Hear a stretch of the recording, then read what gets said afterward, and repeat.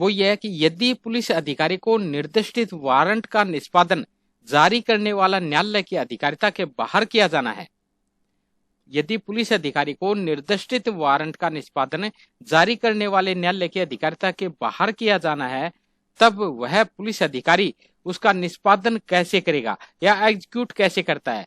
यानी जिस टेरिटोरी से बाहर किसी न्यायालय के पास को अगर क्या है कोई एग्जीक्यूट करने के लिए अगर कोई आदेश जारी किया जाता है, तो पुलिस अधिकारी उसका किस प्रकार से या किस मैनर से उसको एग्जीक्यूट कराएगा। तो कुछ बातें ध्यान रखनी अपने को। पहले कहता है तब वह पुलिस हाँ जी, हेलो, कल कर लिया शायद सर ये। अच्छा कर लिया, ठीक है, कल कर लिया सर शायद। ठीक। हाँ तो एक बार रिपीट कर देते हैं अपन, हाँ कर लिया था ये। यानी ये करा कि मुझे लगता तब, है ये वो 72 वाला है ना जी। हाँ हाँ वो ही है। हाँ ये देखो, ये कह रहा तब वह अधिकारी, तब वह अधिकारी, हाँ ये कहता है तब वह पुलिस अधिकारी उसे प्रश्नांकन के लिए ऐसे कार्यपालक मजिस्ट्रेट या पुलिस थाने के पार्षद अधिकारी से अनिम्न पंक्ति के पुलिस अधिकारी के पास जिसकी अधिकारिता इसकी स्थानीय सीमाओं के अंदर उस वारंट का निष्पादन किया जाना है, तो वो लेके जाएगा, यानी ले जाएगा वहां पे। सेकंड कंडीशन क्या कह रहा है, ऐसा मजिस्ट्रेट या पुलिस अधिकारी उस पर अपना नाम प्रश्नांकित करेगा जो कि वारंट निष्पादन के लिए पर्याप्त प्राधिकार होगा या स्थानीय पुलिस अधिकारी यदि अपेक्षा की जाए तो ऐसे अधिकार की वारंट के निष्पादन में सहायता करेगा, यानी उसको हेल्प करेगा। थर्ड कहता है यदि प्रश्नांकन प्राप्त करने में होने वाले विलंब से वारंट का निष्पादन हो पाएगा तब वह पुलिस अधिकारी उसका निष्पादन बिना ऐसे प्रश्नांकन के कर सकेगा, तो ये क्या अपने को 3 बातें इसमें ध्यान रखनी है। फिर अगला जो क्वेश्चन है, अगला प्रश्न यह है कि फरार व्यक्ति के लिए, अगर कोई भी फरार व्यक्ति हो गया तो उसकी उद्घोषणा के संबंध में या प्रोक्लेमेशन के संबंध में क्या प्रोविजन अपने सीआरपीसी में दे रखे हैं। तो सीआरपीसी में जो 82 का सब क्लोज 1 है, उसके अनुसार यदि न्यायालय को यह विश्वास करने का कारण है, यानी उसको बिलीव करने का कारण है कि कोई व्यक्ति जिसके विरुद्ध वारंट जारी किया गया है वो क्या है, या तो फरार हो गया है या अपने आप को छिपा रहा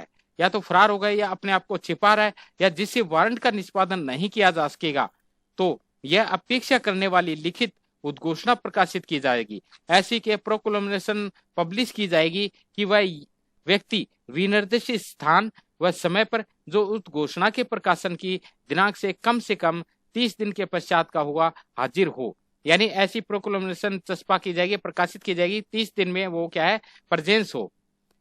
उद्घोषणा प्रकाशन की रीति क्या होगी, यानी रीति क्या होगी, इसमें कहता है नगर या ग्राम के सहज दृश्य स्थान के सार्वजनिक रूप से पढ़ी जाएगी। ऐसा कोई गांव है या कोई पंचायत है, उसके सभी लोग उसको देख के ऐसे स्थान पे उसको चस्पा की जाएगी।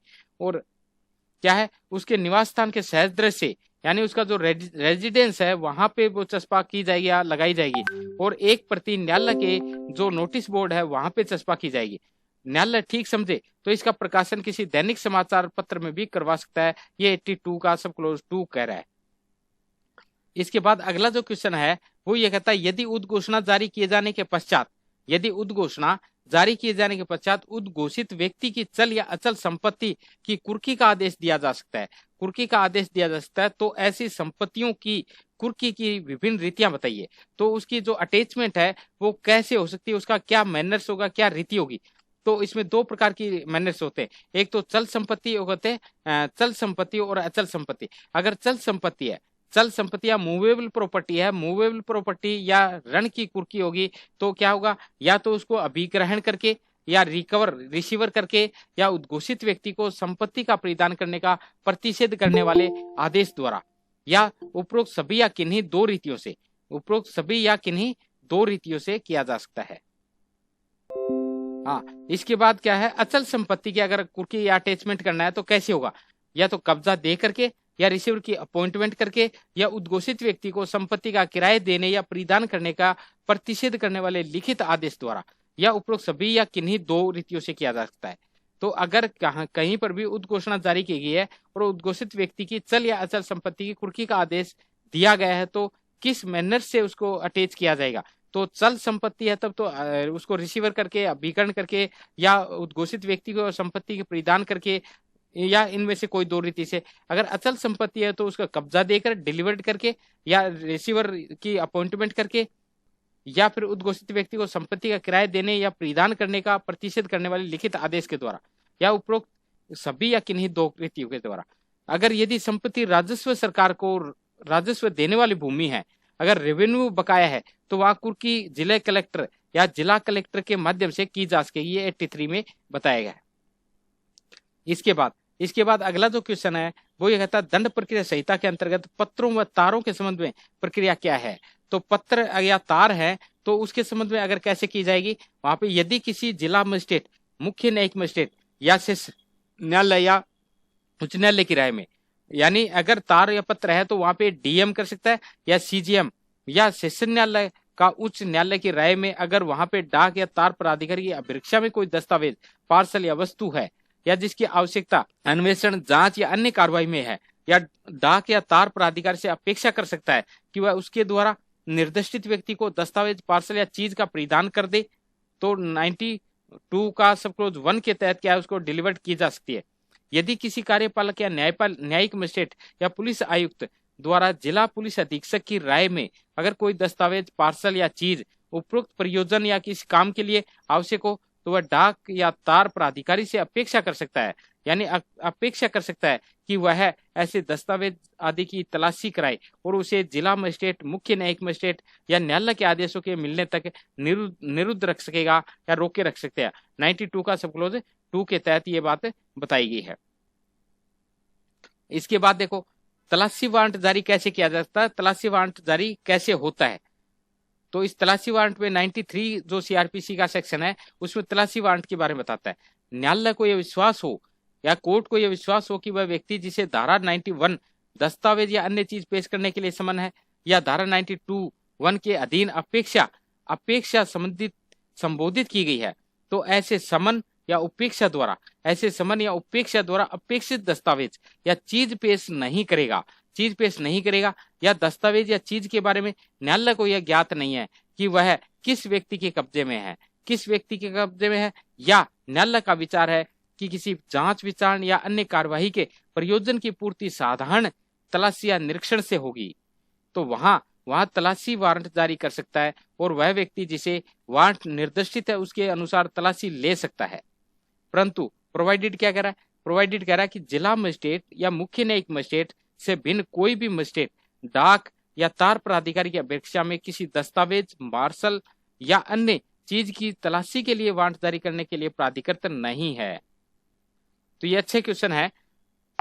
इसके बाद जो अगला क्वेश्चन है ये भी बहुत इंपॉर्टेंट क्वेश्चन है और अच्छा क्वेश्चन है। इसमें ये कह रहा है कि दोष सिद्धि पर परिशांति कायम रखने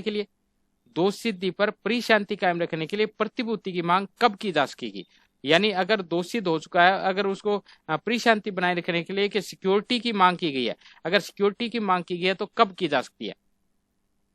तो ये अपने क्वेश्चन देख लिया था कि सशक्त न्यायालय, सेशन न्यायालय या प्रथम वर्ग मजिस्ट्रेट का न्यायालय अपराधी की जिनकी दोष सिद्धि पर ऐसे प्रतिभूति की मांग की जा सकेगी। नंबर 1 आईपीसी के तहत लोक प्रशांति को विक्षुब्ध करने वाले अपराध धारा 153A, 153B, 154 के अधीन दंडनीय न हो, या कोई ऐसा अपराध जिसके अंतर्गत हमला या आपराधिक बल का प्रयोग करना या रिष्टी करना है, या अन्य अपराध जिससे परिशांति भंग हुई है या संभाव्य है।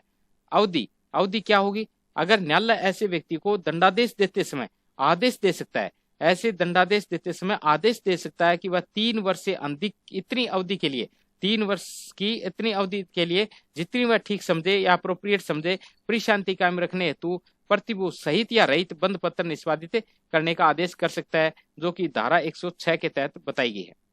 तो यहाँ तक सभी को क्लियर है? क्लियर है सर। ये सर क्लियर है। ठीक, ओके। हाँ, आगे देखो, आगे जो क्वेश्चन है वो ये कह रहा है कि अन्य दशाओं में परिशांति कायम रखने के लिए, अगर अन्य दशाओं में परिशांति कायम रखने के लिए प्रतिभू की मांग किसके द्वारा, किन आधारों पर, वह कितनी अवधि के लिए की जा सकती है।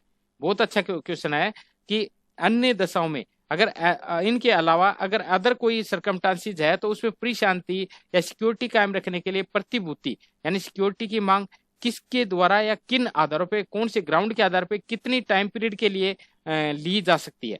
तो जो सशक्त मजिस्ट्रेट या जो एम्पावरमेंट की जाती है, जिसको जो भी मजिस्ट्रेट सशक्त किया गया है वो कार्यपालक मजिस्ट्रेट धारा 107 के अंतर्गत 107 के अंतर्गत कार्यवाही करने के लिए सक्षम है। यानी वो अपनी प्रोसीडिंग चलाने के लिए एम्पावर्ड है या अपनी पावर को यूज कर सकता है। इसके लिए क्या ग्राउंड होगा? पहला, यानी कहता है इतला, मजिस्ट्रेट को इतला मिले, मजिस्ट्रेट को अगर सूचना मिलती है, इंफॉर्मेशन मिलती है कि संभाव्य है या संभावना की कोई भी व्यक्ति या तो परिशांति भंग करेगा या लोक प्रशांति विक्षुब्ध करेगा या ऐसा सदोष कार्य करेगा जिससे संभावित परिशांति भंग हो जाएगी या लोक प्रशांति विक्षुब्ध हो जाएगी, तो ये ग्राउंड होंगे। या तो कोई परिशांति भंग करेगा या विक्षुब्ध करेगा या ऐसा सदोष कार्य करेगा जो संभावित है परिशांति भंग हो जाएगी। अगर ऐसी कोई परिशांति भंग हो जाती है, लोक प्रशांति विक्षुब्ध हो जाती है, तो उसकी कितनी सिक्योरिटी बढ़ाई जा सकती है? कार्यपालक मजिस्ट्रेट ऐसे व्यक्ति से अपेक्षा कर सकता है, ऐसे व्यक्ति से अपेक्षा कर सकता है कि वह कारण दर्शित करे कि 1 वर्ष से अधिक अवधि या इतनी अवधि के लिए जितनी मजिस्ट्रेट ठीक समझे परिशांति कायम करने के लिए उसे प्रतिबोध सहित या रहित बंद पत्र निष्पादित करने के लिए आदेश क्यों न दिया जाए। यानी ऐसा कोई आदेश उनसे सिक्योरिटी भरवाई जा सकती है। और धारा 107 के तहत यानी 107 के अधीन अगर कार्रवाई किसी कार्यपालक मजिस्ट्रेट के सामने तब की जा सकती है जब या तो वह स्थान जहां परिशांति भंग की आशंका है या उसकी अधिकारिता के भीतर या ऐसी अधिकारिता के भीतर ऐसा व्यक्ति है। तो यहां तक क्या है अपने को क्वेश्चन देखने हैं। तो इस तरीके से क्या है, छोटे छोटे जो क्वेश्चन है ये एलएलबी के हिसाब से, जुडिशरी के हिसाब से हर जगह क्या है काम आने वाले हैं। इसके बाद अपना जो ऑब्जेक्टिव क्वेश्चन है वो देखते हैं। इसमें कितने पेज हो गए थे अपने? चलो एक पेज देख लेते हैं, नए बच्चे जो आए हैं वो थोड़ा सा हो जाएगा। हाँ, इसमें देखो दंड प्रक्रिया संहिता 1973 के अंतर्गत एक आरोप लिखा जाएगा कैसे? न्यायालय की भाषा में। ये क्वेश्चन है, इस तरह के क्वेश्चन क्या है जैसे उत्तराखंड जुडिशरी 2014 में आया हुआ है कि जो सेक्शन 211 सब क्लोज 6 के अनुसार आरोप न्यायालय की भाषा में लिखा जाएगा। फिर 1973 के अधीन आरोप को जोड़ा या संशोधित किया जा सकता है। कहाँ पे जोड़ा या संशोधित किया जा सकता है? जो सेक्शन 216 में जोड़ा या संशोधित किया जा सकता है कि 216 के 1 के अनुसार कोई भी न्यायालय निर्णय सुनाए जाने के पूर्व किसी समय किसी भी आरोप में परिवर्तन या परिवर्धन कर सकता है।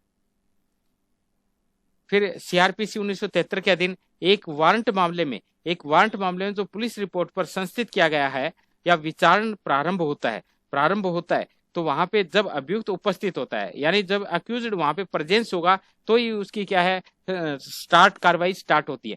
238 के अधीन पुलिस रिपोर्ट पर संस्थित वारंट मामले की दशा में विचारण के प्रारंभ में अभियुक्त को या तो न्यायालय में स्वयं उपस्थित होना चाहिए या उसे लाया जाना चाहिए। अगर उपस्थित होता है या लाया जाता है तो क्या है वहां पे कार्रवाई है संस्थित की जा सकती है या प्रारंभ हो सकती है, ट्रायल स्टार्ट होगी। इसके बाद अगला जो क्वेश्चन है, दंड प्रक्रिया संहिता 1973 के अधीन निम्न में से किस विचारण में अभियुक्त को दंड के प्रश्न पर सुना जाना आवश्यक नहीं है?